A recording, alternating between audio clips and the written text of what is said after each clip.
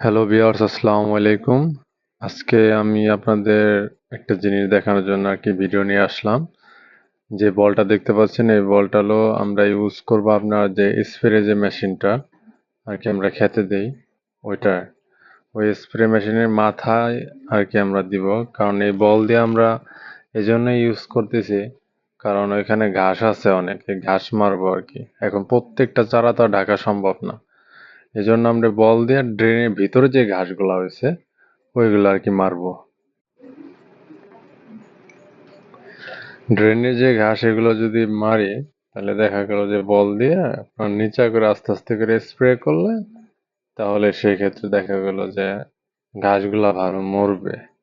আমার যে ইয়ে আছে আর কি, মরিচ গাছ, বেগুন গাছ, এগুলা নষ্ট হবে না।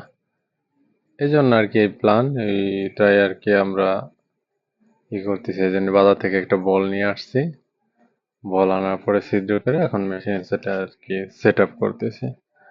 এটা সেট আপ হওয়ার পরে আর কি আমরা ওষুধ দিতে যাব, তখন আর কি আপনাদের দেখাবো। আর এখন তো বৃষ্টি নাই আর কি আমাদের এদিকে, টোটালি বৃষ্টি অনেক কম। বৃষ্টি না থাকার কারণে দেখা গেছে যে আপনার পোকামাকড় অনেক বেশি আক্রমণ করতেছে।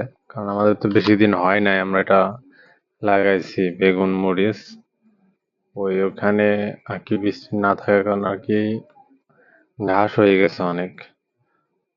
আপনার জৌ কম থাকে, তো রস কম থাকলে আপনার কিছু বাজাল আছে আর কি, এগুলা অনেক মানে হয়, অনেক বেশি হয়। এই জন্য আর কি আর ঘাস করা মারার জন্য আর কি এই সিস্টেমটা করলাম আমরা। আর এটা অলরেডি টোটালি আমাদের কমপ্লিট।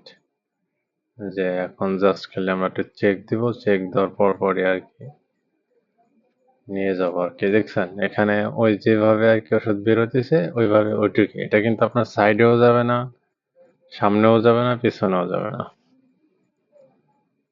এই যে চলে আসছি আমরা খেতে, এই ড্রেইং এর মাঝখানে আর কি দেওয়ার জন্য। মাঝখানে আপনার বাদাল বা অন্যান্য ঘাসগুলো আর কি মরে যাবে, পচন আর ফিল্টারে দুইটা মিক্সড করে দেওয়া হয়েছে যাতে সবকিছুই আর কি মারা যায় ঘাসগুলা।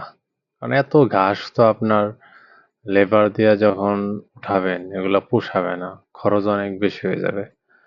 এই জন্য খরচ কমানোর জন্য আর কি আমরা এই বুদ্ধি বের করছি আর কি, যে এটা কেমন হয়। এখন যদি প্রত্যেকটা চারা ডাকে সেক্ষেত্রে আবার অনেক টাইম লাগবে। এই জন্য আর কি এইভাবে দিলাম, দেখা যাক কিভাবে ঘাস কতটুকু মরে আর কি হয়। এটাও আমরা একটা পরীক্ষামূলক করলাম। তাহলে ভালো থাকবেন, আসসালামু আলাইকুম।